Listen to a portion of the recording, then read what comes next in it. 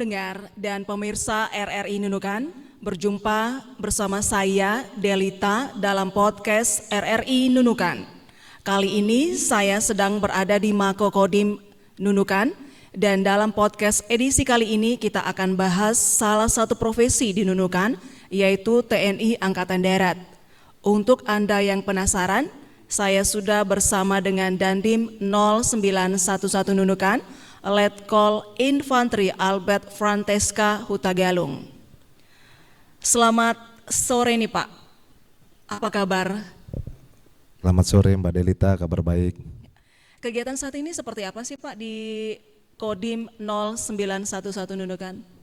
Baik, kegiatan kami yang sekarang lagi kami jalankan di Kodim Nunukan kepada seluruh prajurit Kodim Nunukan beserta saya sendiri menjalankan program Astacita Bapak Presiden, terutama di program swasembada pangan dengan program makan bergizi gratis, dan ada juga kesibukan rekrutmen para pemuda-pemudi untuk masuk ke TNI AD. Bisa nggak diceritakan bagaimana awalnya Bapak menjadi TNI Angkatan Darat?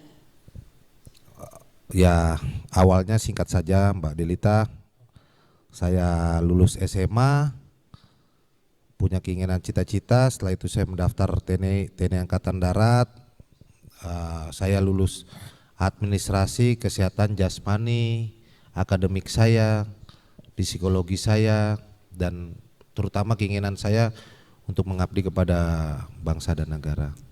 Dan selanjutnya mungkin diinformasikan kepada masyarakat, apakah dalam waktu dekat ini ada penerimaan TNI Angkatan Darat ini Pak? Baik Mbak Delita, saya juga mengumumkan kepada para seluruh putra-putri kabupaten khususnya di Nunukan, dalam waktu dekat ini kami TNI Angkatan Darat membuka kepada para putra-putri terbaik bangsa untuk ikut bergabung dalam penerimaan Tamtama TNI Angkatan Darat yang waktu dekat ini kita tutup kurang lebih tanggal 4 Februari Mbak. Dan juga ada yang pertanyaan khusus ini Pak, ataupun juga spesial. Untuk masyarakat yang ingin TNI Angkatan Darat, apakah ada hal khusus yang perlu dipersiapkan seperti mungkin fisiknya, apakah kalau misalnya maaf nih ada yang bertato, terus kalau ada koneksi ataupun juga mungkin maaf nih ada orang dalam, seperti apa ini Pak? Baik, terima kasih Mbak Delita.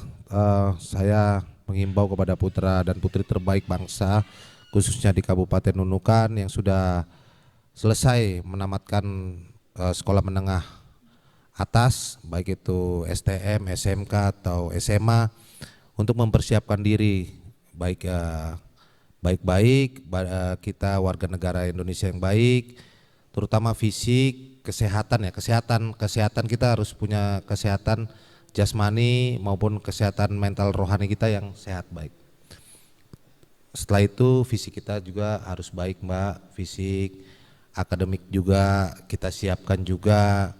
Bagaimana fisik ini harus perlu dilatihkan Mbak. Ya, kita juga untuk yang pemuda-pemuda di Nunukan ini kita membuka siapa yang mau dilatih juga kita latih Mbak. Nah, untuk bisa mencapai lari 12 menit.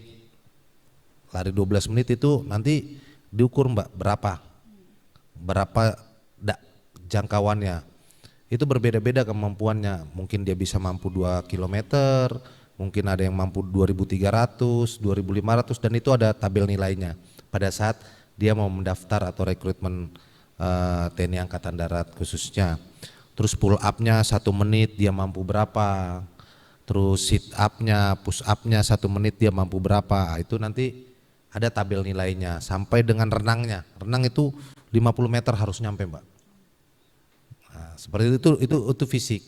Lain lagi nanti harus ada administrasinya, ijazah SMA-nya, kesehatannya, dia ada punya penyakit apa, begitu. Yang pasti kita TNI menerima pemuda-pemuda yang terbaik yang sehat. Nah, terus nanti ada lead pers atau wawancara, mental ideologinya bagaimana, terus tes psikologinya bagaimana. Jangan dia mendaftar tapi dia tidak keinginan dia begitu. Nah itu dilihat nanti psikologinya Mbak. Kalau memang dia sudah bercita-cita, dia memang keinginannya dia, pasti psikologinya bagus. Tapi mungkin karena mungkin ada paksaan seperti itu. Demikian Mbak. Ini Pak mau tanyain, mitos atau fakta nih Pak, kalau misalnya kita masuk TNI Angkatan Darat, ada koneksi atau mungkin juga ada keluarga untuk bisa kita masuk di dalam TNI Angkatan Darat ini Pak? Nah itu cuma mitos aja, cerita-cerita hoax saja ya Mbak. Saya ini bukan dari keluarga TNI, begitu. Saya tidak kenal, waktu saya SMA saya malah tidak punya teman, tidak punya saudara TNI. Jadi para pemuda-pemudi wilayah Kabupaten Nunukan itu kita siapkan diri saja. Jadi tidak perlu backing, tidak perlu biaya atau kita membayar kanan kiri untuk ini, jangan percaya Mbak. Jadi mari silakan pemuda-pemuda atau putra putri yang terbaik yang ada di Nunukan konsultasi, datang sama Dandim. Silakan sharing. Jadi kalau ada orang yang mengiming-imingkan bisa dia lulus begitu, harus membayar, harus ini, harus itu bohong dan itu hoax. Mohon jangan dipercaya Mbak. Jadi yang menentukan dia lulus dia sendiri. Jadi kita benar-benar terbuka dan benar-benar kita melihat kemampuan putra-putri tersebut yang kita rekrut. Artinya kalau kita masuk TNI Angkatan Darat ini tidak dipungut biaya alias gratis ya Pak ya? Ya betul, tidak dipungut biaya dan gratis. Apa yang ingin disampaikan kepada masyarakat agar masyarakat ataupun juga generasi muda untuk bersama-sama bergabung menjadi TNI Angkatan Darat ini Pak? Mari putra dan putri terbaik Kabupaten Nunukan, abdikan diri kalian, diri kita, mengabdi kepada bangsa dan negara, khususnya bangsa negara kesatuan Republik Indonesia. Suatu kebanggaan kita bisa mengabdikan diri di TNI Angkatan Darat. Siapkan diri kalian. Saya tekankan sebagai Dandim Nunukan bahwa TNI AD, rekrutmen TNI AD tidak dipungut biaya dan gratis. Tapi saya berharap kepada putra dan putri yang sudah menamatkan ijazah SMA, yang warga negara Indonesia, khususnya di Kabupaten Nunukan, siapkan fisik kesehatan kalian. Ya, siapkan juga latih mental kalian, siapkan juga kemampuan kalian. Itu saya yakin kalian akan lulus. Jangan percaya ada oknum-oknum yang mengatasnamakan dia bisa meluluskan kalian dengan meminta suatu imbalan atau garansi.